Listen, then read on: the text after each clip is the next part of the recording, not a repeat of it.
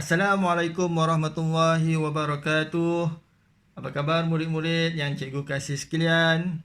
Cikgu doakan murid-murid berada dalam keadaan yang sihat, ceria bersama keluarga. Dah sedia dah nak belajar? Kalau dah sedia, cakap apa? Ya, ya, saya dah sedia. Jadi murid-murid yang dikasihi, pada hari ini kita akan belajar bahagian ibadah. Tajuknya bersuci daripada hadas. Ikut sama-sama dengan cikgu. Bersuci daripada hadas. Murid-murid tahu hadas tu apa? Tak tahu? Baik, nanti cikgu akan terangkan. Sebelum tu cikgu akan bagi tahu tentang objektif pembelajaran kita pada hari ini, iaitu yang pertama, murid-murid semua dapat menyebut, memahami maksud hadas beserta bahagian dan hukumnya. Kemudian murid-murid dapat menyebut dan membanding beza antara hadas kecil dan hadas besar. Dan murid-murid dapat menyebut dan memahami sebab-sebab berhadas besar. Secara keseluruhannya nanti murid-murid dalam tajuk berhadas, bersuci daripada hadas ni, kita akan bincangkan tentang maksud hadas, bahagian hadas, apakah sebab-sebab seorang itu berhadas besar, dan apakah hukum kita bersuci daripada hadas. Baik, yang pertama, maksud hadas. Dengar baik-baik ya. Hadas ialah kekotoran maknawi pada diri seseorang yang menghalang sahnya ibadah yang disyaratkan bersuci. Cikgu ulang. Hadas ialah kekotoran maknawi pada diri seseorang yang menghalang sahnya ibadah yang disyaratkan bersuci. Contohnya ibadah tersebut, solat, tawaf, menyentuh Quran. Kita ulang sekali lagi ya, baca sama-sama dengan cikgu. Hadas ialah kekotoran maknawi pada diri seseorang yang menghalang sahnya ibadah yang disyaratkan bersuci. Contohnya, solat, tawaf, menyentuh Quran. Baik murid-murid, hadas berbeza dengan najis. Murid-murid tahu najis? Najis contohnya tahi. Dia satu kotoran yang nampak dan kita perlu bersihkan dia dengan air. Akan tetapi, hadas ialah kekotoran maknawi, kekotoran yang tidak nampak, yang menghalang orang itu melakukan ibadah. Contohnya solat. Bila dia berkeadaan dalam keadaan hadas, dia tidak boleh solat. Jelas ke? Sangat jelas. Jadi untuk lebih jelas lagi, kita lihat perkara yang kedua, iaitu bahagian hadas. Murid-murid akan dapat memahami bagaimana hadas itu berlaku.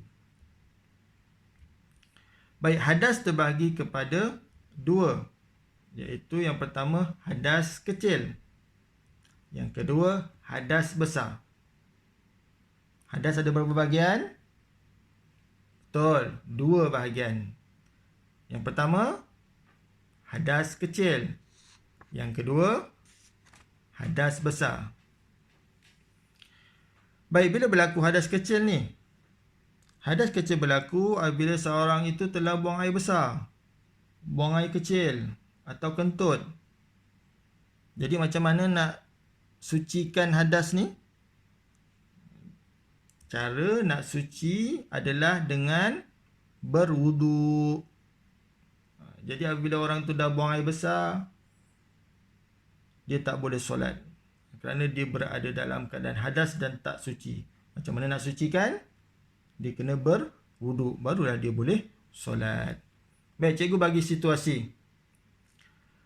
Pada waktu pagi, awak bangun daripada tidur, kemudian awak pergi tandas. Awak buang air kecil, kemudian awak bercebok, awak gosok gigi, mandi dengan sabun, bersihkan badan awak. Jadi selepas itu, bagaimana keadaan diri awak? Bersih ke tidak? Tentulah bersih kan? Bersih daripada segala kotoran dan najis. Akan tetapi, adakah kamu bersih daripada hadas? Bersih ke tidak? Tentulah tidak, sebab kamu belum berwuduk. Bila dah berwuduk, barulah bersih daripada hadas. Baik, jelas ya murid-murid. Cikgu harap sangat kamu semua jelas dengan penjelasan yang cikgu berikan. Baik. Yang kedua adalah hadas besar. Bila berlaku hadas besar ni? Hadas besar berlaku apabila seorang itu keluar air mani bagi lelaki, keluar darah haid bagi yang perempuan. Macam mana nak sucikan? Cara bersuci adalah dengan mandi wajib. Baik, dua perkara ni yang sangat penting, yang perlu kamu faham betul-betul. Ada dua perkara dekat sini, iaitu yang pertama, hadas kecil dan hadas besar. Sebut sama-sama dengan cikgu. Hadas kecil, cara bersuci adalah dengan berwuduk. Hadas besar, cara bersuci adalah dengan mandi wajib. Baik, perkara seterusnya adalah tentang sebab-sebab berhadas besar. Cikgu dah sebut tadi ada dua perkara yang menyebabkan orang itu berhadas besar, iaitu yang pertama keluar air mani dan yang kedua keluar darah haid.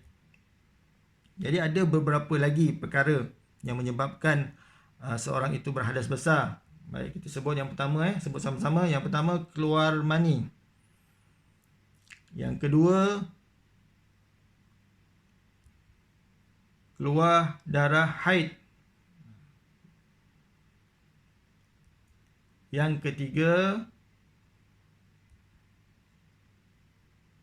wiladah. Wiladah ni adalah darah yang keluar semasa melahirkan anak. Ibu yang mengandung, dia akan melahirkan anak. Masa anak tu lahir, ada darah keluar, maka itu dinamakan wiladah. Orang itu pun berhadas besar. Yang keempat, nifas. Nifas adalah darah yang keluar selepas melahirkan anak. Selepas melahirkan anak, darah tu masih lagi keluar.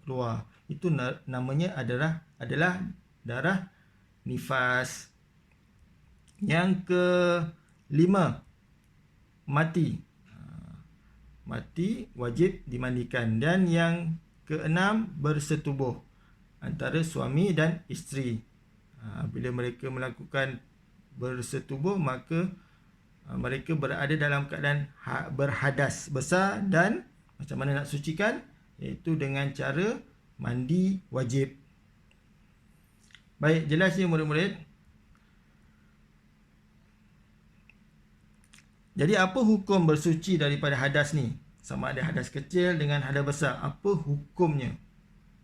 Apa hukum kita berwuduk untuk bersuci daripada hadas kecil? Apa hukum kita mandi wajib untuk kita bersuci daripada hadas besar? Baik, hukumnya adalah wajib. Ini kerana dalam Al-Quran ada sebut, Allah Subhanahu Wa Taala telah berfirman supaya kita bersuci daripada hadas. Baik, cikgu akan bacakan dalam Al-Quran ya. A'udzu billahi minasyaitonir rajim. Bismillahirrahmanirrahim. Wa in kuntum junuban fattahharu. Baik, murid-murid boleh ikut.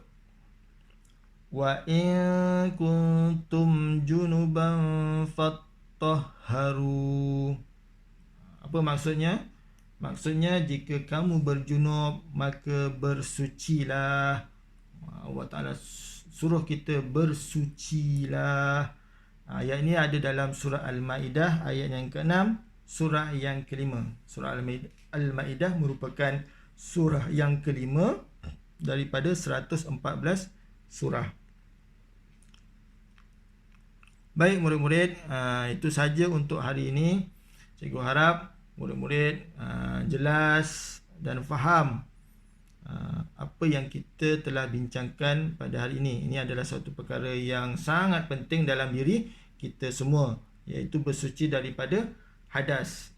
Kerana dia menentukan sahnya ataupun tak sah ataupun tidak ibadah solat kita.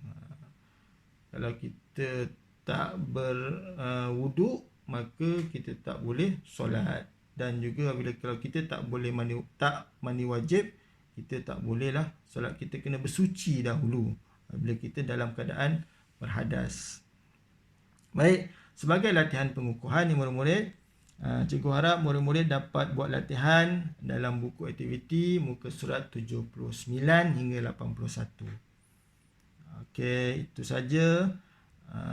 Yang terakhir, jangan lupa 4S. Sayang Allah, sayang Rasulullah, sayang ibu ayah, dan sayang semua makhluk. Baik, itu saja untuk hari ini. Sekian, terima kasih. Assalamualaikum warahmatullahi wabarakatuh.